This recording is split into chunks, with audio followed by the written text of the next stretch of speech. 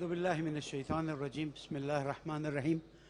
محترم علماء کرام اور حاضرین، السلام علیکم ورحمۃ اللہ وبرکاتہ۔ بزرگان خطاب فرمائیں گے، لیکن مجھے بھی اظہار خیال کا موقع ملا ہے تو عرض کرتا چلوں۔ ہزاروں سال نرگس اپنی بے نوری پہ روتی ہے، بڑی مشکل سے ہوتا ہے چمن میں دیدہ ور پیدا۔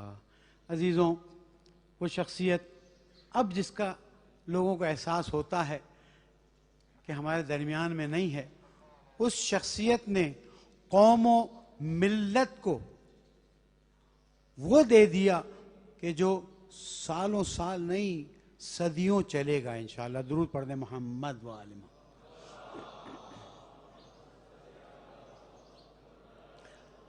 زیادہ وقت نہیں لوں گا، بس یاد رکھیے گا، محسن ملت حضرت آیت اللہ شیخ محسن علی نجفی صاحب دور اندیش بھی تھے اور خیر اندیش بھی تھے۔ دور اندیشی میں اپنے ناقص تجربے میں سمجھتا ہوں کہ وہ کم از کم 200 سال آگے دیکھ رہے تھے۔ میں نے ایک انٹرویو میں بات کہی، لیکن موقع ہے تو عرض کرتا چلوں۔ وہ شخصیت ہے جس نے 200 سال آگے دیکھا ہے کہ قوم و ملت کو کہاں لے جانا ہے، دنیا کہاں جانے والی ہے۔ آج آپ یونیورسٹی دیکھ رہے ہیں، اس کی بنیاد تو کب رکھ دی گئی تھی؟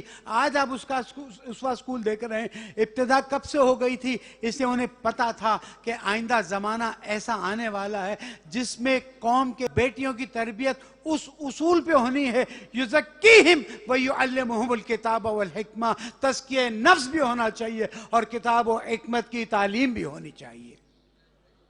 تو یہ دور اندیشی تھی، اور خیر اندیشی کی مثال دے کر اپنی گفتگو کو نتیجے تک پہنچاؤں۔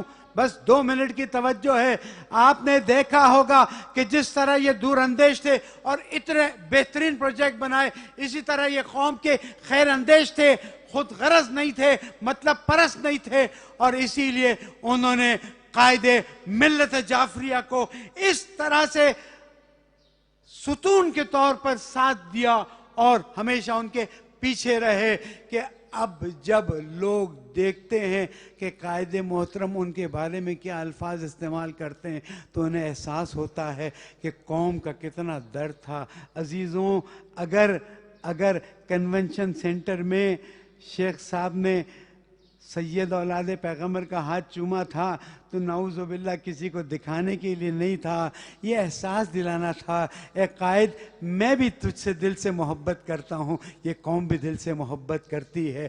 عزیزوں، بڑا مشکل ہے اتنی بڑی شخصیت کا چلا جانا، نقصان بہت بڑا ہے، لیکن میں مطمئن ہوں کہ جس طرح انہوں نے اپنے بیٹوں کو اور بیٹیوں کو اپنی زندگی میں ذمہ داریاں سونپنا شروع کی، اور اسی سے پتہ چلتا ہے کہ کام کے تسلسل کی اگر کسی کو فکر ہو تو وہ پہلے سے تربیت کرتا رہتا ہے۔ اللہ تعالیٰ نے انہوں نے وہ بیٹے اور بیٹیاں دی ہیں کہ جس کی برکت سے وہ انشاءاللہ پروجیکٹس چلتے ہی نہیں رہیں گے، آگے بڑھتے رہیں گے۔ ایک جملہ کہا تھا، میں سمی تو بڑا خوش نصیب ہے، تو اس قوم میں سے ہے جس قوم کو اس قوم کا درد ہے، اور میں نے ہمیشہ یہی دیکھا ہے کہ تیری قوم خوجہ قوم ہمیشہ جب بھی مشکل آتی ہے قوم کے لیے کھڑی رہتی ہے۔ میں سمی ہمیشہ یاد رکھنا، اپنے قوم کا احسان مند رہنا۔ والسلام علیکم ورحمۃ اللہ وبرکاتہ۔